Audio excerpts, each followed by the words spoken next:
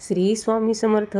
आजचा दिवस फारच पावन आहे, कारण आज आहे माघ शुद्ध सप्तमी म्हणजेच 8 फेब्रुवारी. आणि त्यानिमित्ताने आज काय आहे, संत शिरोमणी श्री गजानन महाराज शेगाव यांचा प्रकट दिन आहे. हा दिवस केवळ एक धार्मिक उत्सव नाही, तर आपल्या जीवनात परिवर्तन घडवणारा एक दिवस आहे. तर आज आपण त्यासाठी जाणून घ्यायचं आहे की गजानन महाराज आणि स्वामी समर्थांच्या अशा कोणत्या सेवा आहेत, आपण कोणते आचरण करायला हवे आणि आपण कोणती उपासना करायला हवी. त्यासाठी आपल्या घरात सुख, शांती, आरोग्य, समाधान आणि संपत्ती नांदणार आहे.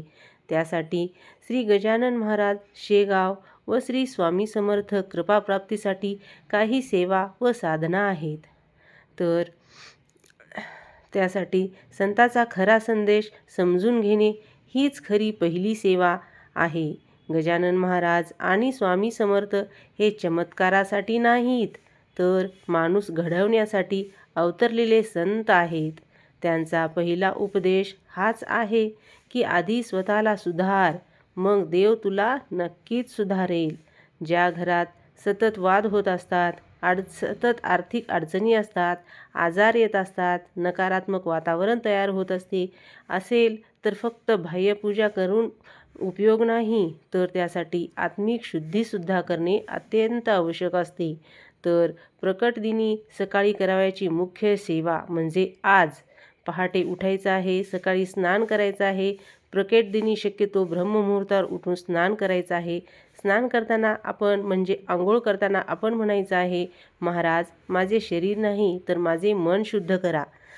त्यानंतर घराची व देवघराची अत्यंत स्वच्छपणे आणि साधेपणाने पूजा करायची आहे. गजानन महाराजांना स्वच्छता आणि साधेपणा अत्यंत प्रिय आहे. देवघरात आपण जी जुनी फुले आहेत, फाटलेली पूजा सामग्री आहे, अस्ताव्यस्त वस्तू आहेत, त्या काढून नीटनेटके ठेवायचे आहे.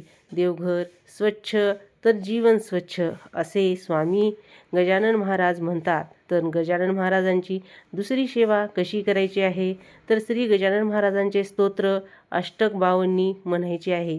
तर प्रकट दिनी आपण गजानन महाराज 52 एक वेळा तर म्हणायची आहेच, किंवा गजानन महाराज अष्टक हे 11 वेळा म्हणायचं आहे, किंवा गणगण गणात बोते हा मंत्र 108 वेळा म्हणायचा आहे.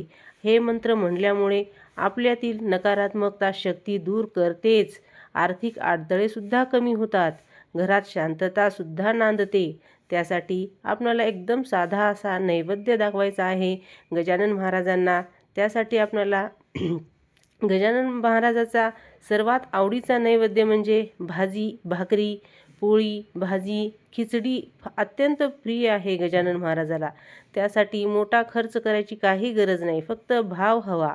नैवेद्य आपण देवाला दाखवते वेळेस म्हणायचं आहे, महाराज माझ्या अहंकाराचा नैवेद्य तुम्ही स्वीकारा. त्यानंतर असे घरासाठी श्री स्वामी समर्थांची सेवा म्हणजे घरासाठी अमोघ उपायच आहेत.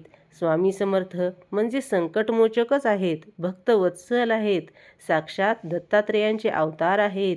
श्री स्वामी समर्थ नामस्मरण करायचे आहे, तेही प्रकट दिनी. गजानन महाराज प्रकट दिनी श्री स्वामी समर्थ हे नाम 108 वेळा म्हणायचं आहे. हे नाम म्हणते वेळेस भीती दूर करते, कर्जाचे ओझे हलके होण्यास मदत होते, घरात सकारात्मक ऊर्जासुद्धा वाढण्यास मदत होते.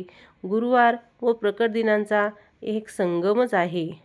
जर 8 फेब्रुवारी जर गुरुवार आला असेल तर त्या दिवशी केलेली सेवा अनेक पटीने फळ देण्यास सुरुवात करते. पिवळा नैवेद्य, बेसनचा लाडू, चणा डाळ, केळी ह्या देवाला अर्पण करायचे आहेत. त्यासाठी घरात सुख शांती नांदते. घरात सुख शांती येण्यासाठी अत्यंत एक महत्त्वाची सेवा आहे, तो म्हणजे सायंकाळी दिवा लावायचा आहे. गजानन महाराज म्हणतात, दिवा लावा, रोज सायंकाळी दिवा लावा, पण दिवा अशा ठिकाणी लावायचा आहे ज्यामुळे आपल्या घरातील नकारात्मक विचार, भांडणे आणि अस्थिरता हे निघून जातील. त्यासाठी आपणाला दिवा लावा, अंधार आपोआप पळतो, असे गजानन महाराजांचे काही शब्द आहेत. तो दिवा सायंकाळी लावायचा आहे आणि तो कशाचा लावायचा आहे, तुपाचा किंवा तेलाचा दिवा लावायचा आहे. देवघरात लावायचा आहे किंवा तुळशीजवळ लावायचा आहे. त्यामुळे आपल्या घरातील नकारात्मक विचार हे कमी करते. एकत्र बसून सर्वजण नामस्मरण करायचं आहे. कुटुंबातील सर्वांनी 5 ते 10 मिनिटे एकत्र बसून नामस्मरण केल्यास घरातील एकता वाढण्यास सुरुवात होते. प्रेमसुद्धा वाढते. गैरसमज आपोआप दूर होण्यास मदत होते. संतांची खरी सेवा आचरणात उतरवणे असते. तर गजानन महाराज व स्वामी समर्थ हे दोन्हीही संत असे सांगतात की आपल्याला काय टाळायचे आहे, तर खोटे बोलणे हे टाळायचे आहे. निंदा नालस्ती ही सुद्धा टाळायची आहे. मद्य व्यसन हे सुद्धा टाळायचं आहे. आईवडिलांचा अपमान करणे हे सुद्धा टाळायचं आहे. आपण आईवडिलांचा मान सन्मान केलो तरच आपल्या घरात सुख शांती आणि समृद्धी नांदते. आता काय करायचं आहे, तर सत्य बोलायचं आहे, म्हणजे खोटं बोलायचं नाही. गरजूंना मदत करायची आहे, म्हणजे ज्यांना पैशाची गरज आहे त्यांना पैशाची मदत करायची आहे. ज्यांना वस्त्राची गरज आहे त्यांना वस्त्राची गरज करायची आहे किंवा अन्नदान करायचं आहे. अन्नदान कोणाला करायचं आहे, तर भुकेलेला अन्नदान करायचं आहे किंवा गाईला चारा टाकायचा आहे.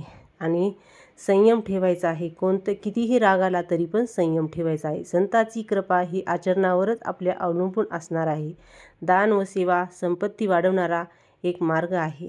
तर आज आहे प्रकट दिन. त्यासाठी आपण गोरगरिबांना अन्न देणे किंवा गोरगरिबांना कपडे देणे, गाईला चारा घालणे किंवा मंदिरातील सेवा. मंदिरातील सेवा म्हणजे काय, तर स्वामी समर्थांच्या अंगणातील झाडणे किंवा पाणी भरणे तिथले, किंवा दिवा लावणे, तिथली स्वच्छता ठेवणे, हेच मंदिरातील सेवा. तर स्वामी समर्थ म्हणतात, जे देतो त्यालाच अधिक मिळत असते. त्यामुळे द्यायचंसुद्धा तयारी आपण ठेवायला पाहिजे. मनोकामना पूर्तीसाठी एक संकल्प करायचा आहे. तोही स्वामी म्हणजे गजानन महाराजांच्या प्रकट दिनी. आज गजानन महाराजांच्या फोटोसमोर किंवा आपण मंदिरात बसायचं आहे शांतपणे आणि महाराजांना सांगायचं आहे, महाराज मला जे हवे आहे ते नव्हे, मला जे योग्य आहे ते द्या. हा संकल्प नेहमी फलदायी ठरणार आहे. तर आपल्याला त्यामधून काय भेटणार आहे, तर घरात सुख कसे येणार आहे, मंत्रांनी नाही, फक्त पूजांनीही नाही, तर श्रद्धा, संयम आणि सेवा, सकारात्मक विचार, संतांचे आचरण यामुळे आपल्या घरात हे सुख येणार आहे.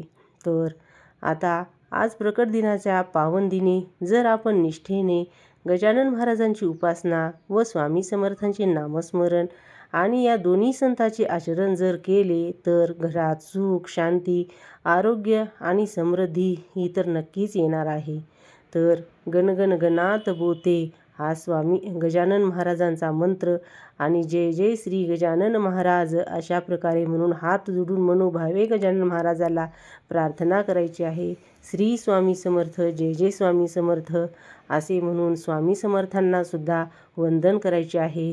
या दोन्ही महाराजांची कृपा जर आपल्यावर, या संतांची जर झाली तर आपल्याला सुख समृद्धी शांती हे आपोआपच आपल्या घरात येते आणि आपल्याला आपले जीवन जगण्यासाठी अत्यंत फलदायी ठरणार आहे. त्यासाठी तुम्ही दोन्ही महाराजांची सेवा करा आणि या प्रकट दिनी तर विशेष फलदायी ठरणार आहे. श्री स्वामी समर्थ, जय जय गजानन महाराज की जय.